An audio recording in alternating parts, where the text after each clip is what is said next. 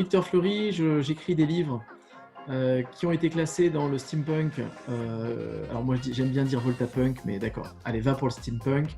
Et puis aussi la fantasy, la fiction, le fantastique, toute la bande, quoi. Et dans mes futurs romans, j'ai des projets dans ces domaines aussi.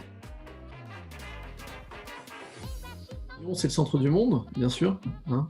C'est-à-dire que partout où j'ai été, j'avais le sentiment d'être éloigné de Lyon et je comptais un peu les kilomètres, disons, voilà, la distance qui me séparait de Lyon. Et effectivement, ça se ressent puisque Lyon, j'ai marché dans Lyon, j'ai fait du vélo dans Lyon, j'ai fait du patin à roulettes dans Lyon, j'ai utilisé tous les transports, le métro, le bus. Bref, voilà, Lyon, c'est le voyage perpétuel, c'est un peu Back to the Future, quoi. Quand je vais à Lyon, je me rappelle de mes amis, de ceux que j'ai rencontrés là-bas, de ma famille. C'est une ville à laquelle je suis vraiment attaché, puis en plus avec une ville qui a des panoramas incroyables, la basilique de Fourvière qui nous surplombe, la Croix-Rousse qui est pleine de vie, tous ces petits théâtres, ces ruelles semi-éclairées en soirée, où on peut parler à des gens alors qu'on ne les connaît pas. Lyon, c'est bourré d'étudiants, c'est bourré de discussions, de débats, c'est une ville, mais c'est un corps humain en fait. Puisque dans l'Empire électrique, Lyon, c'est la capitale de l'Europe, hein, puisque c'est un monde où Napoléon a gagné ses guerres. Alors ça, c'est une uchronie plutôt classique, hein, le fait que Napoléon ait gagné ses guerres. Par contre, ce qu'il est un peu moins, c'est que dans mon univers, beaucoup de personnages littéraires et de la culture populaire du 19e siècle ou du début 20e existent. Et donc, la plupart de ces personnages se retrouvent aussi à Lyon, puisque Lyon, c'est la capitale du monde, donc, enfin de l'Europe. Une Europe donc gouvernée par les descendants de Napoléon et qui vit au rythme de l'électricité, puisque la technologie, c'est l'électricité, d'où le Voltapunk dont je parlais tout à l'heure. L'amusé, c'est que, par exemple, à Lyon, on a une tour Eiffel, une petite tour Eiffel, hein, elle est plus petite. D'ailleurs, quand on s'approche, on s'aperçoit que c'est une mascarade, puisque le bas de la tour Eiffel, c'est du béton, hein. Donc, moi, j'ai imaginé qu'à la place de cette tour Eiffel, il y avait le phare Bourdet. Alors, le phare Bourdet, c'est le projet concurrent de la tour Eiffel, qui n'a jamais vu le jour. C'est un grand phare en pierre, en haut duquel il y a un paratonnerre. Et donc, dans notre véritable monde, ce projet a été refusé à Paris.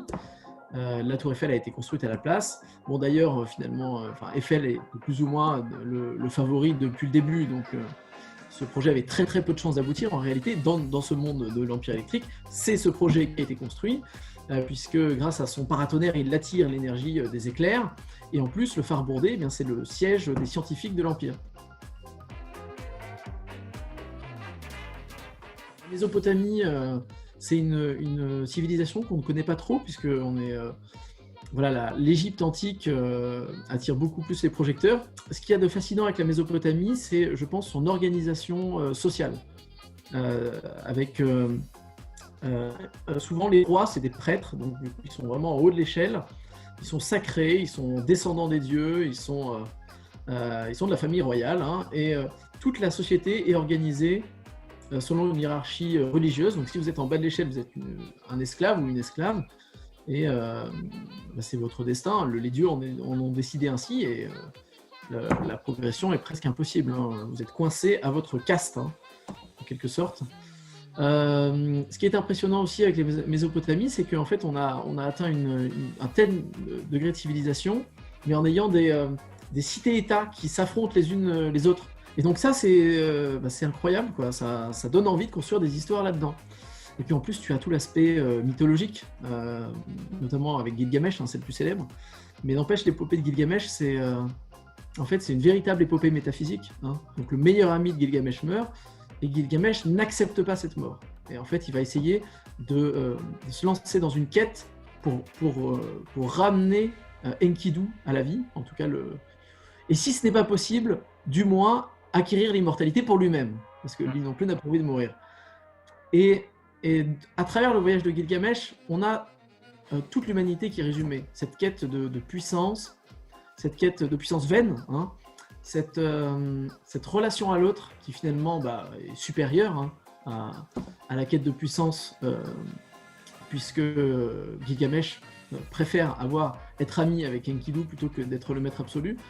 Et puis cette tragicomédie, hein, on tente d'écraser la mort, de ramener les êtres chers à soi, soi-même de survivre au néant, et puis bien sûr, on n'y arrive pas. C'est plutôt dans le sens inverse que ça marche. C'est-à-dire que j'écris sur ce que j'aime, donc en fait je me suis déjà renseigné, c'est que du bénéf, hein, c'est-à-dire je me renseigne sur des choses qui m'intéressent, et ensuite je me dis « Ah, mais ça c'est intéressant, on pourrait en faire quelque chose ». Et c'est assez naturellement que ces idées-là m'abreuvent, hein. Par exemple, pour l'Empire électrique, j'ai jamais vraiment révisé Sherlock Holmes, Arsène Lupin, Frankenstein, Dracula, ou même Jules Verne. Et puis j'ai choisi aussi des personnages qui étaient communs, que tout le monde connaissait. C'est-à-dire que même sans avoir lu Tom Sawyer, on sait qui c'est, notamment grâce au dessin animé japonais, hein, mais voilà, tout le monde connaît Tom Sawyer, tout le monde connaît Frankenstein, tout le monde connaît Dracula ou Sherlock Holmes, tout le monde connaît Zorro, que j'utilise. Et quand j'utilise un personnage comme ça, j'ai conscience que tout le monde ne l'a pas lu, et j'utilise les références à différents niveaux. C'est-à-dire que pour les amoureux de Sherlock Holmes, je vais glisser un mot qui fera référence à une nouvelle en particulier de Sherlock Holmes. Mais j'ai aussi pensé à tout le monde, hein, et quand je fais apparaître Zorro, par exemple, eh bien, je me laisse emporter par l'adolescent que j'étais devant les films mainstream, où on voyait Antonio Banderas avec sa grande cape, et hop, il saute, et il va rétablir la justice en 3 coups d'épée. C'est tout ce qu'on a besoin de connaître sur Zorro, finalement, pour être emporté par le personnage.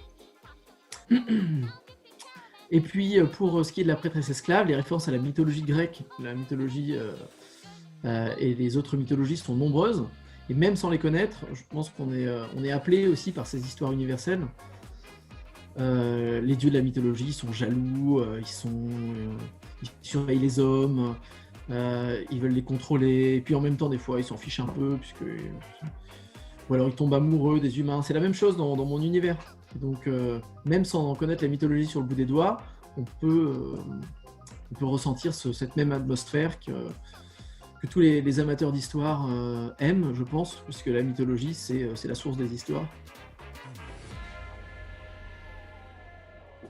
L'une des dernières grosses claques que j'ai lues, c'est ça, hein, c'est Wild, c'est génial.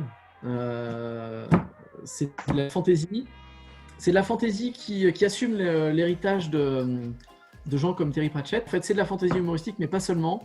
C'est aussi c'est la fantaisie humoristique qui sait devenir sérieuse et tragique quand il le faut. C'est-à-dire, en fait, durant une page,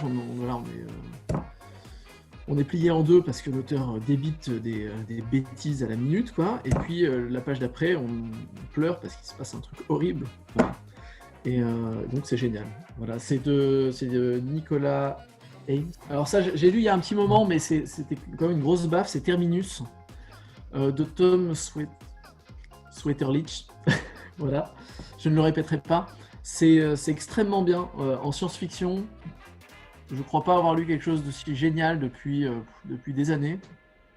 Je pensais qu'on avait tout dit en termes d'univers parallèle et de voyage dans le temps. Et voilà, c'est un livre qui est avec une intrigue qui est extrêmement simple à comprendre, mais qui est extrêmement original et bien amené. C'est un monde en fait où on peut voyager dans le futur, mais en fait ce sont des futurs hypothétiques. C'est-à-dire que le futur dans lequel tu vas voyager ne va pas forcément avoir lieu.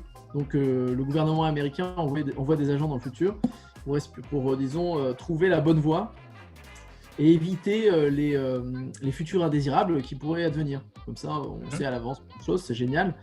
Sauf qu'au bout d'un moment, on se rend compte qu'il y a beaucoup de futurs qui terminent par le terminus. C'est la fin de l'humanité, les gens deviennent fous, ils se mettent à courir partout, et il y a une sorte de brouillard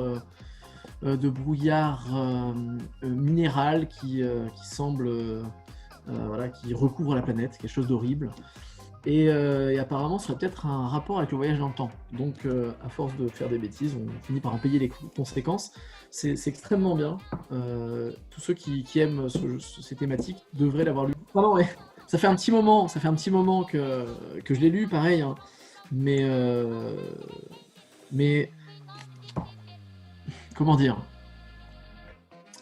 si l'objectif de l'écrivain, c'est de rendre un texte facile à lire et en même temps incroyablement addictif, alors dans ce cas, Paul Béorn, il a rempli tous les objectifs. C'est un texte qui est élégant dans sa simplicité et surtout dans ses idées. Hein. La tournure est certes classique, c'est-à-dire ce sont des prisonniers qu'on interroge sur des événements qui sont passés et petit à petit, à travers leurs souvenirs, on va découvrir l'histoire d'un homme qui est Daramdal, qui est un chef de guerre. Mais le principe de la magie de ce monde est incroyablement intelligent. Et est une métaphore de la façon dont fonctionne d'ailleurs le monde d'aujourd'hui. Hein. Déjà, on va terminer ça. La croisade éternelle, là c'est le tome 2. Donc c'est une trilogie. Donc là je suis sur le tome 3.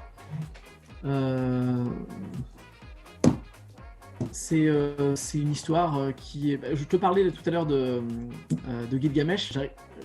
Voilà, le but c'est de coller à cette atmosphère. Hein.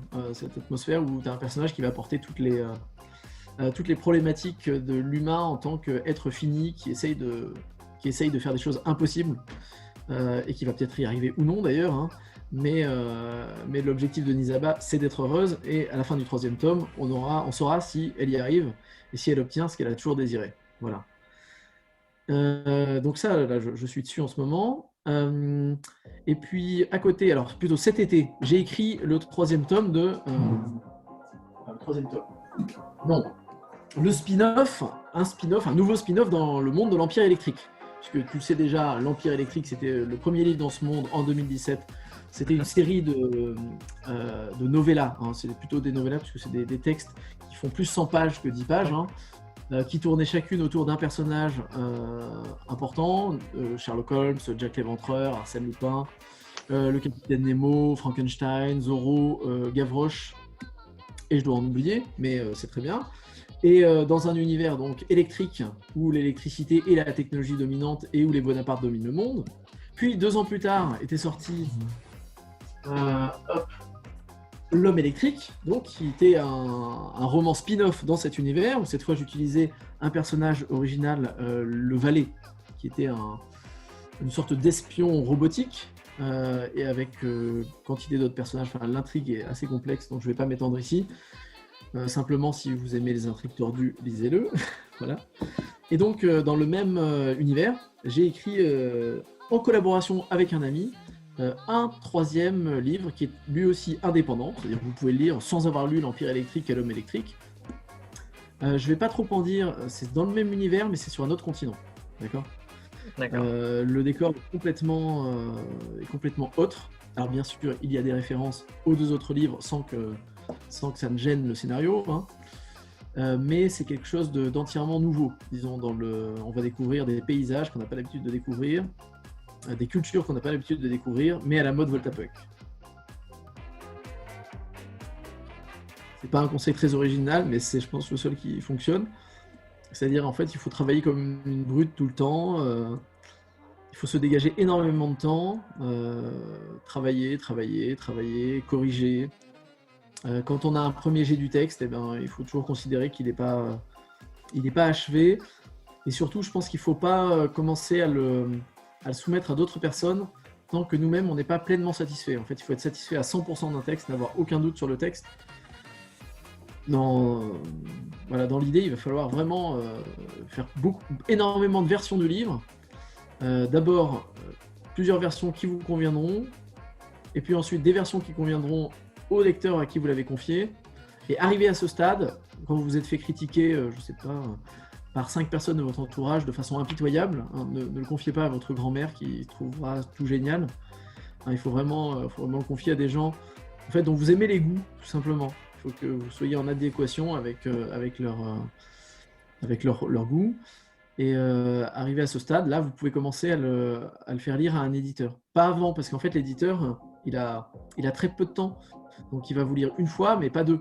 D'accord. Si c'est pas bon la première fois, il va pas chercher à comprendre. Il va dire non. Alors que si c'est bien, mais il faut encore l'améliorer, là, oui, il prendra le temps de vous consacrer du temps et peut-être du coup une publication. Donc, il faut vraiment arriver avec quelque chose dans lequel vous croyez et qui soit finalisé au maximum avant d'aller voir l'éditeur. Voilà.